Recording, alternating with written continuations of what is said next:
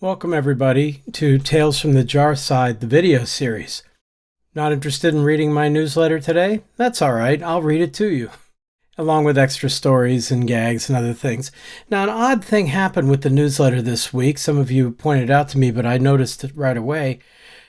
It took a little longer to publish the newsletter for some reason. I mean, when I hit the publish button, it just seemed to take a while. And when I came back, it did actually publish.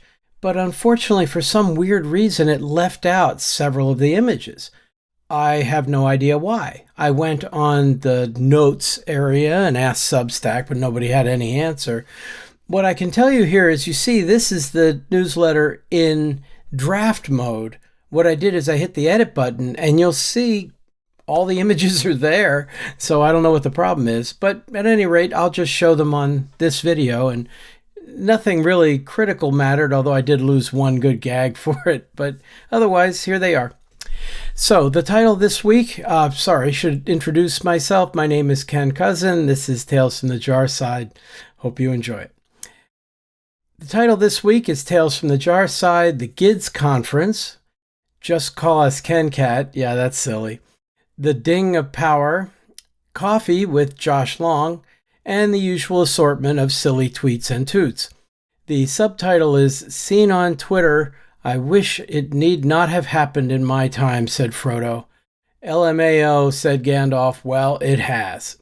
Okay, it's not great, but it's kind of amusing, actually. I forgot my instant rim shot, so let's go get that. And I don't know if that was worthy of it or not, but there we go. Okay.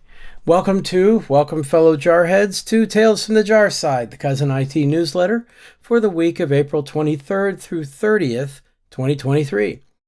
Today's May 1st, actually. I'm recording it on Monday, as usual, the day after the newsletter went out. This week I gave several talks. I forgot the word I, how about that? This week I gave several talks at the Great International Developer Summit in Bangalore, India. If I click on that, you'll see there's the homepage for what they used to call the Great Indian Developer Summit. Now they call the Great International Developer Summit. There's Scott Davis, who wasn't here this time, but lots of pictures and conference sessions and on and on. There's Mary. Hi, Mary. And Mark Richards and several other people. And of course, good old KenKat, who will come up in this discussion a lot, and Neil Ford, and I'm in there somewhere. Emily Zhang and Mary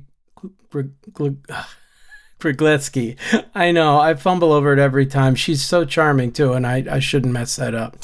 Any rate, let's go back to the newsletter. Regular readers of, and listeners to, and of course video viewers of this newsletter are affectionately known as jarheads, and are far more intelligent, sophisticated, and attractive than the average newsletter reader or listener or viewer, one of which I met at the conference. Actually came up to me. I mean, several people I think were jarheads, but one actually came up and said, hey, I just wanted to let you know. If you wish to become a jarhead, please subscribe using this button, or of course on the companion YouTube channel, which is where this will appear. We're up to 227 subscribers now. Progress. Hey, making our way through. Okay, let's talk about the Great International Developer Summit, which I attended in Bangalore, India. The conference is extremely well attended, lots of enthusiastic developers, and here's the first picture that got left out. I look kind of goofy. I'm not good at selfies here, but you see, this was, it was a pretty full house. There's a lot of people in that room, and several had already left. I took it right after the session was over. I asked people to wave a bit.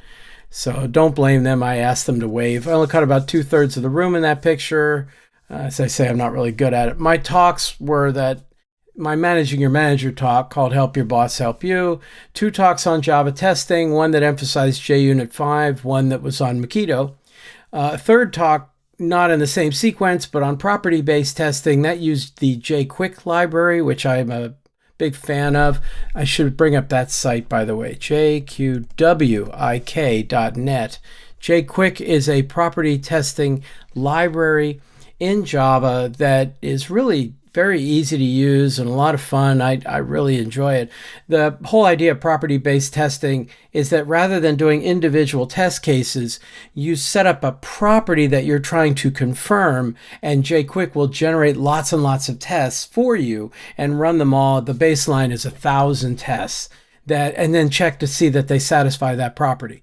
For example, one of the ones that they start off with is to, when you reverse a list, then what's a property associated with reversing a list? Well, it would be if you reverse a list twice, you reverse it and then you reverse it back, you should get back the original list.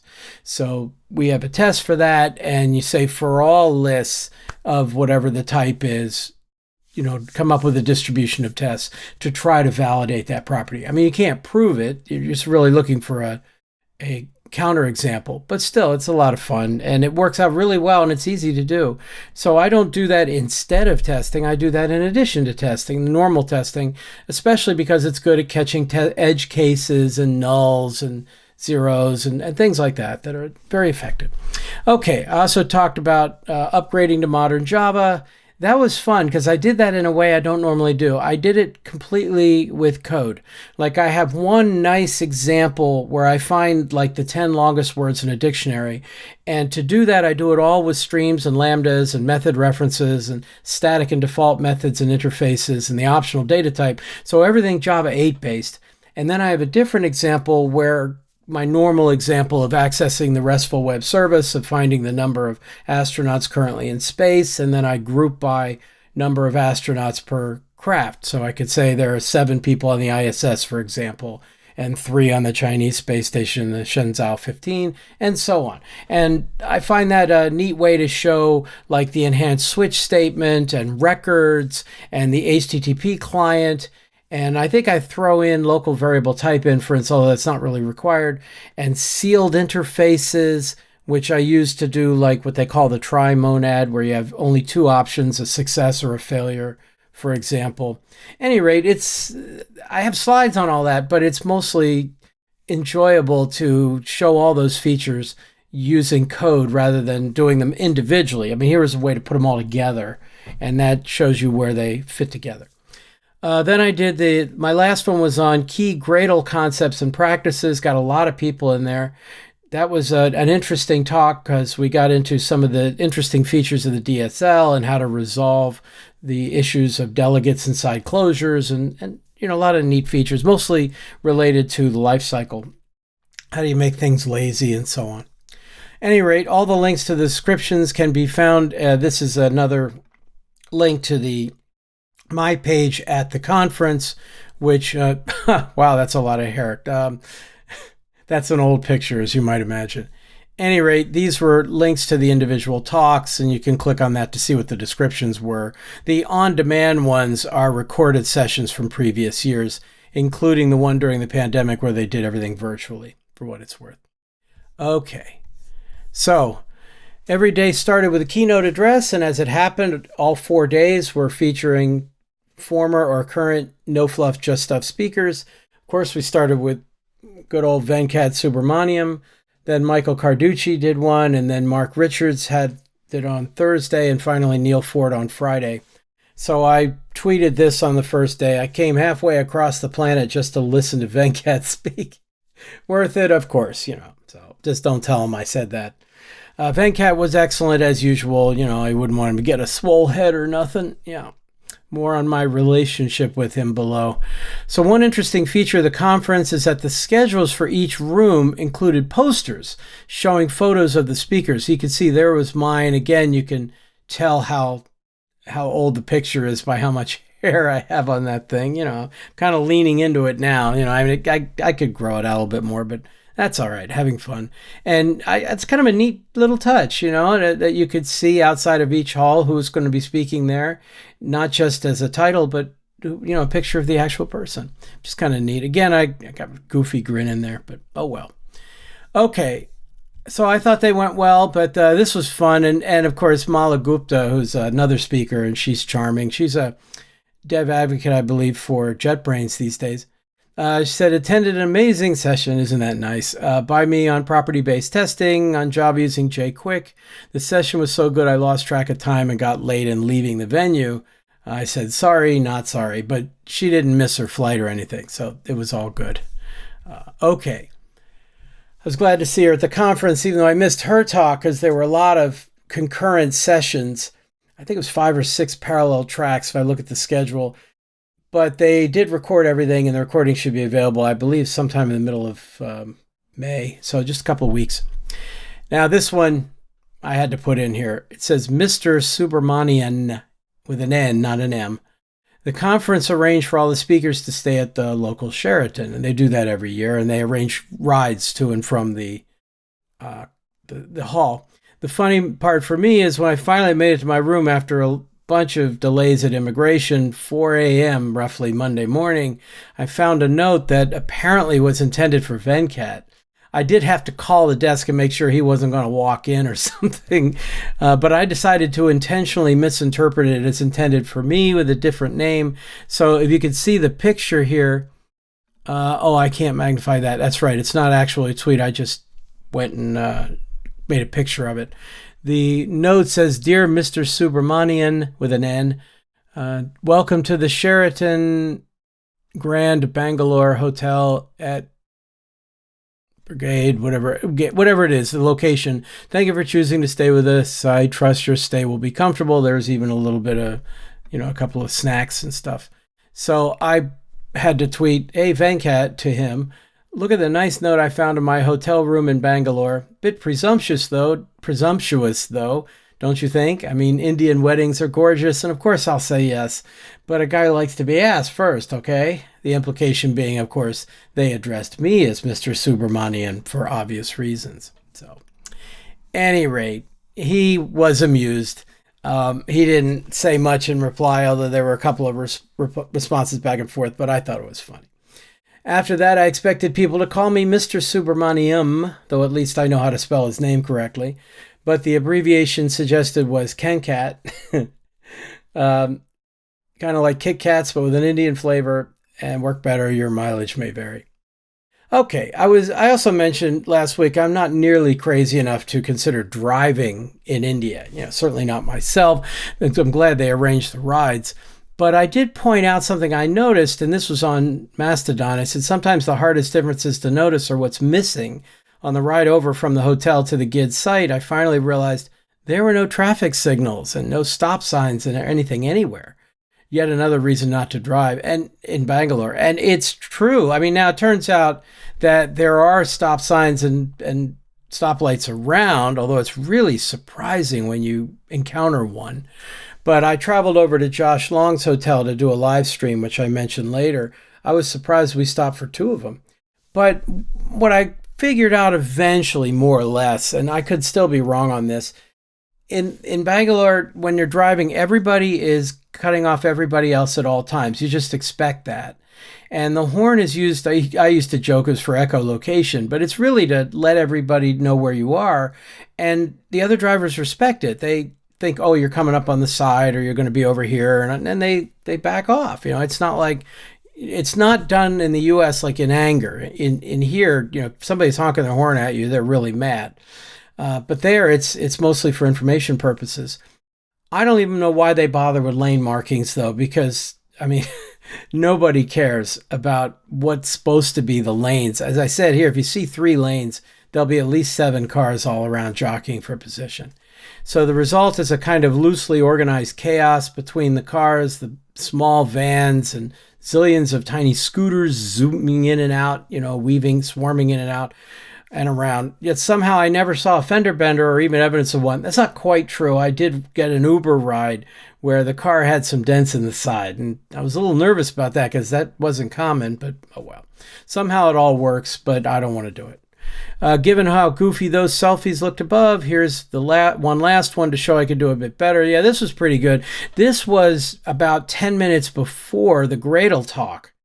And the room is already like 2/3 full. I mean, there's a lot of empty seats in this picture, but they all filled. Even the aisles were filled, and that was normal. And this was like 4 o'clock on a Friday afternoon. I mean, I was impressed. So 3 p.m., right, but it went to 4. I couldn't believe the room was that full already. Sure enough, every seat was taken and people were sitting in the aisles. GIDS audiences are fantastic. I used up pretty much all my nerd-related jokes. So I did have an example during the J Quick talk about Fibonacci numbers, generating Fibonacci numbers, and there's this old gag. I hear this year's Fibonacci conference is going to be as good as the last two combined. Oh, wait. There we go. Let's move that over so it's close. There we are. All right.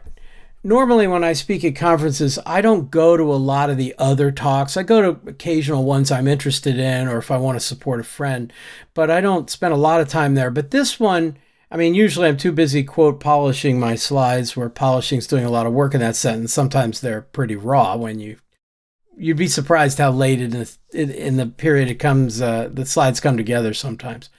Or I'm working on the GitHub repository or updating the code or doing some call or whatever business related stuff. But this time, I'm not in the hotel's not attached to the venue. So it'd be difficult to go back to the hotel. Now there was a speaker room, but I'm already there. Might as well attend some talks. And this time I actually went to practically every slot. So that meant I attended a bunch of them. In the full 4 days, I only missed 3 of them. And one was because I forgot my charger and had to go back to the hotel and come back and get it. And one was, I had to polish some slides right before a talk. And one was the last talk of the conference where I had to head back to the hotel to arrange the ride to the airport, for Mark Richards and myself. We happened to be on the same flight on the way home, which is kind of neat. Any rate, for the actual traveling part of the trip, I didn't really talk about it. It's just a long way. On the way home, I had a 4-hour flight to Doha. It was on Qatar Airlines, and then a 14-hour flight from Doha to Boston, and then about a 2-hour drive from Boston home. It's a lot of travel. I'm mostly over the jet lag because it's much easier coming west anyway. You're gaining all those hours, but you travel halfway around the world. You know about it. Michael Carducci, however, is doing it right, as he pointed up, closing the books on an incredible conference. The speakers, the attendees, the conversations, and interactions have been incredible, exhausted but happy. Time to relax before we hit the road again tomorrow. And there's his wife in the background. Michael, as I pointed out here, is doing it right. He and his wife purchased round-the-world tickets because they actually weren't that much more expensive than the regular tickets, believe it or not, to get to India. So they are spending over somewhere between 50 and 60 days traveling, all the way around the world. And I think the rule is you have to keep moving in the same direction. Now, they're doing it backwards. They're doing it, I want to say clockwise or counter. At any rate, they're flying from west to east, and that means they keep losing hours. But when I asked him about it, he said they wanted to finish in Hawaii, and I can't blame that at all. Or they're going to spend a week. It sounds good to me. At any rate, they're doing a great job of that. Okay, moving on. Next section. One ding to rule them all. If you followed the Chess World Championships at all, you've seen the pun in the title of this section. Half the people were tweeting it when the championship ended. This morning, which was yesterday morning, Saturday morning, the 30th of April, Sunday morning, the 30th of April, the Ding Liren won the title in the 4th game of his tiebreak rapid match. Now, it was supposed to be 4 games. It was black, white, each game 25 minutes with a 10-second increment. I think I said 15 seconds, but I think it was 10. And here's the final scorecard, which came over Jan Nepomniachtchi. Here's the final scorecard from Wikipedia. And from last week, we were up to game 9, and you could see in 10, 11, 12, 13, 14, there were 2 draws, and then Ding won a game to tie up the match, and then 2 more draws. But the draws were extremely hard fought, and some of them really went back and forth. And it finished tied, so that meant they played this 4-game mini match today. And if that had been tied at the end, they were going to go to blitz matches, pairs of blitz matches. Wow, so it get increasingly random. You start making mistakes, and you hate to have the world championship decided on a blunder. The biggest thing to come out of this, of course, is that the 2 of them are extremely evenly matched. So it could be anything. Fortunately, it won. Ding won on a really nice move, a very impressive play. but it could have been a blunder. It could have been anything. And the longer it had gone, the more likely that was to happen. Any rate, I talked about it. You know, the games were kind of complex and error-ridden in general. Nepo had a habit of getting up in the clock and making progress and doing really well, and then moving too quickly and missing a way to close it out or whatever. Ding was very solid, but he was clearly willing to mix it up. You know, in a lot of Magnus's matches, they were not trying for complications. They were trying to keep it simple and clean and solid, and therefore some of the games kind of were boring. You know, here none of the games were boring. At no point did they say, let's do a quiet draw just to save energy. That never happened. So, any rate, I mentioned a little bit about it, and that's, you can read it if you're interested. But the rapid games were fun. I should mention one thing. On YouTube, my favorite person that I follow about this is Daniel King. He has a channel called the Power Play Chess Channel, and he does all his reviews of the games. Now, I actually sponsor him on Patreon, but this is the guy I follow. I think he's wonderful at it. He speaks to my level, meaning without his help, I wouldn't know what was going on, but with it, I'm much better able to follow what's happening on that. So if you're interested, I highly recommend him. Grandmaster Daniel King. He's also an older guy. We got to back each other up here. So I think he used to be one of the top. I think he reached like the top 20 or 30 in the world, which is really high. Now he's just doing commentary, pretty much. But at any rate, I really admired him. Oh, that's for later. Here we go. Okay, so that's the guy I followed. And Ding won, and now he's the 17th, technically, world champion. People were saying that's the first champion from China. Well, that's not quite true. There have been women's world champions from China since the early 90s, I believe. And the current women's world champion, Zhu Wenjun, is also Chinese. So now both the men's and the women's world champions are from China as well. Ding was just charming. The better you get to know him, the more he showed himself as the interviews went on during the championship, the more interesting he became. He seems like a really nice guy, and he was quite overcome by emotions when it all ended. Magnus, of course, sent his congratulations, self-pinning for immortality. Congrats, Ding. And here you can actually see the position a little bit where Ding actually pinned his own rook, blocking that check there, but it put him in a position to do really well. And rather than just settle for a draw in this game, this was his chance to actually take an edge. I don't really understand it myself. I understood it once they explained it to me, but it was a surprise to the commentators, and it's a bold move, you know, very, very brave, and it worked out really well. Now, I don't think that match persuaded anybody that Magnus is not the best player in the world. Magnus really looked like he could have beaten either of these guys. You know, there were a lot of mistakes. But Magnus stepped down. He walked away. Okay, 10 years as world champ, just under that, something like that. And it'll be fun when he faces Ding or even Nepo in future tournaments, because Magnus is going to keep playing. And I wonder how long it'll be before he decides he wants the title back. And then that'll be fun. Okay, next section. Screencast with Josh Long, and that's the other YouTube thing I have up here. You see another relatively old picture, but a good one. This was a live stream that Josh Long did that I got to participate in. And just to give you the story on that, Josh has his own YouTube channel called Coffee and Software with Josh Long.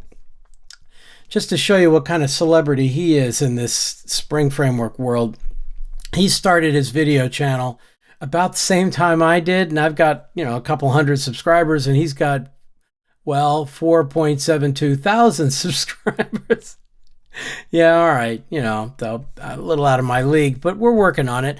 He's got a bunch of videos and shorts and things like that. Well, what actually happened, as I mentioned, is that he was a late addition to the conference. I mean, apparently there was a mix-up as to whether he was going to be there at all or not, and he had last-minute plans change, partly because they had turned down travel funds, and then he worked with a partner, and they said, oh, no, we're going to supply travel funds, and suddenly he showed up.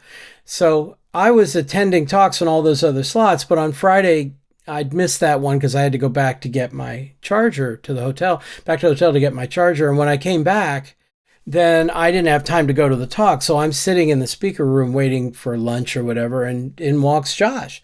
And I went, oh, hi. So we have like known each other by passing acquaintances for many years. I mean, we never actually sat down and talked, as it turned out. I mean, he's always in motion going somewhere. And I tend not to stay in one place too long either, actually.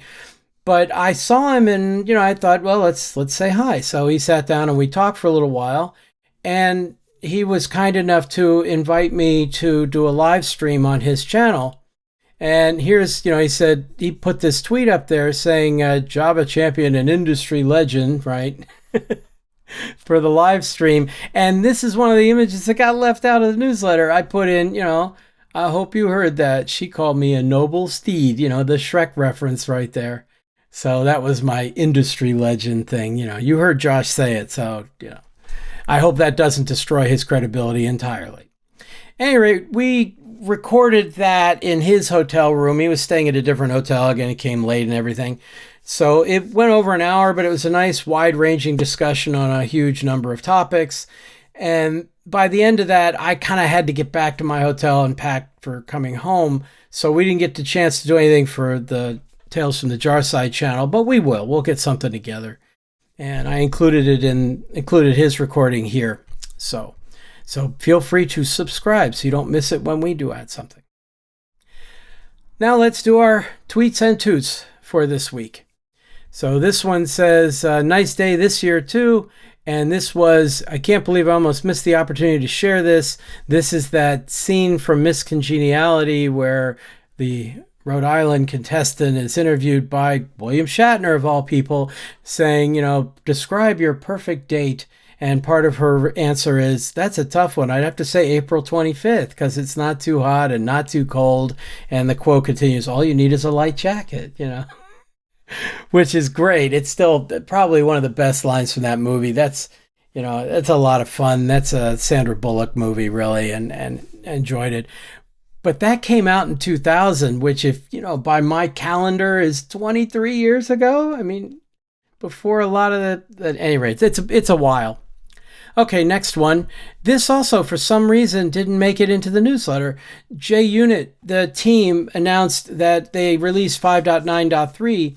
And what was significant, because I normally wouldn't include that in the newsletter, especially because it was only a bug fix over 5.9.2. I mean, it's just a tiny point version. What you can't tell from this is that the release came out like an hour before my JUnit talk. And of course I upgraded my repository, taking a chance. I mean, it's not a big chance. I could always roll it back to the previous version. But I did anyway, and I always do that. I mean, what's worse is I tend to upgrade my IDE before I talk or something. I've only gotten really burned by that once, but it's not a smart thing to do, and I keep doing it anyway. So, at any rate, none of my code was affected. All the tests passed, so we're good. If you check the GitHub repository for that talk, of course, it's already on 5.9.3. Section on Twitter still exists, barely. I thought this was pretty good. It's the Dead Parrot sketch, of course. And I believe that's supposed to be Jack Dorsey, I think, the former owner of Twitter. And he's saying, what happened? What WTF happened? And Elon's like, no, it's not dead. It's resting. And of course it's not. And it's a little bit backwards. Of course, it should be Dorsey on the other one and Elon holding the any rate. If you want to watch the Dead Parrot sketch, it's definitely on YouTube.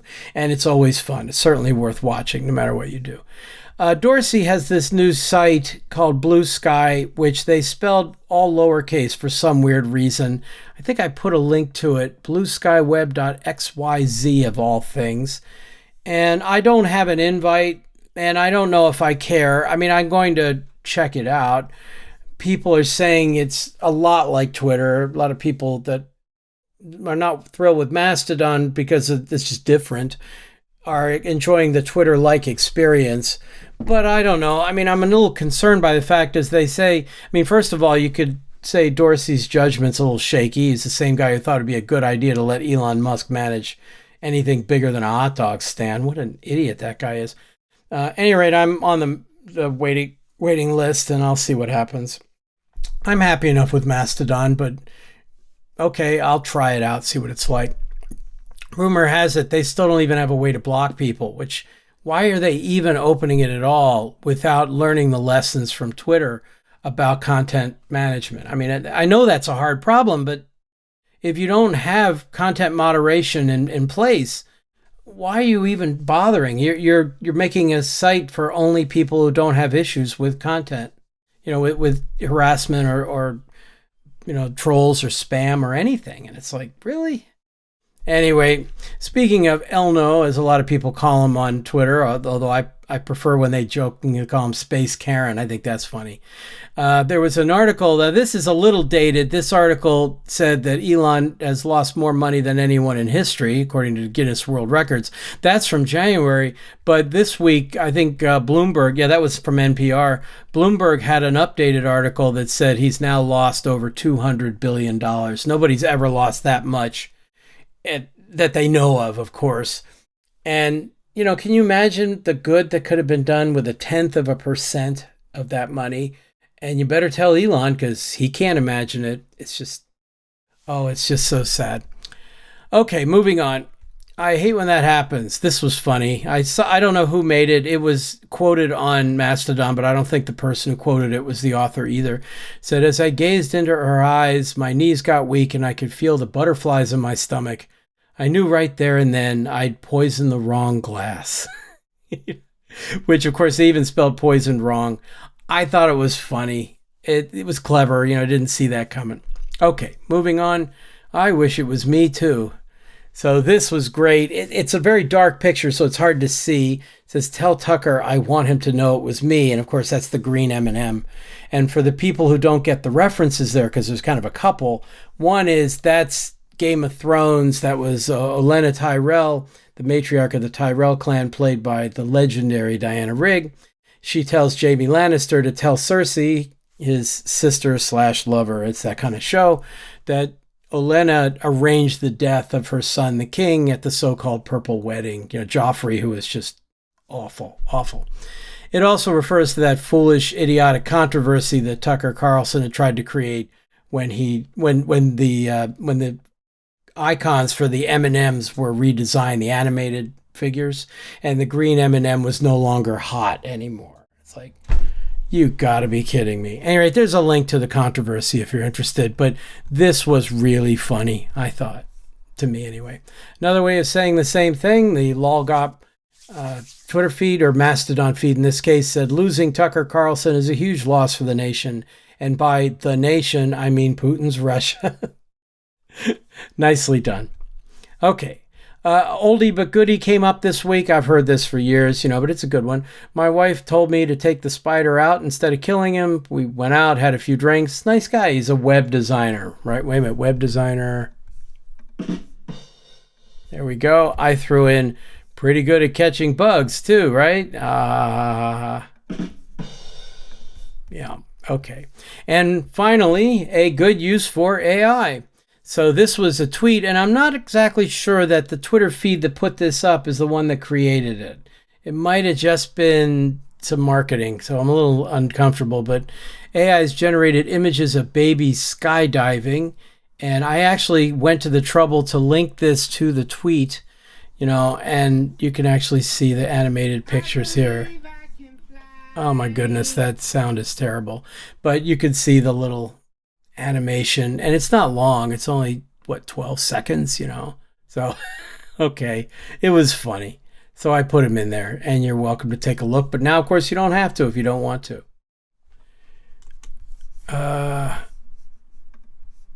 And now I'm stuck. Oh, there we go. Okay. So at any rate, it used to be easy to drop tweets into Substack newsletters until Elon had a fit, and now they don't work anymore. And I'd usually just take a photo or, a picture of them, capture the image and put it in there. Have a great week, everybody. As a reminder, you can see my upcoming training courses on the O'Reilly Learning Platform at this link, and the No Fluff virtual workshops here. Last week I was at the GIDS conference, and this week I have 2 courses on the O'Reilly Learning Platform. One is my Managing Your Manager course. Pardon me. That's on Tuesday. And on Wednesday, I've got a JUnit 5 course, which has been a while since we've had that run. So I hope that is well attended. I hope we have a good time with that. So thank you very much for listening. Hope you had a good time. Please like, comment, share, and subscribe, as they say. And I'll have a technical video up later this week. And for the newsletter, I'll see you again next week. Take care, everybody.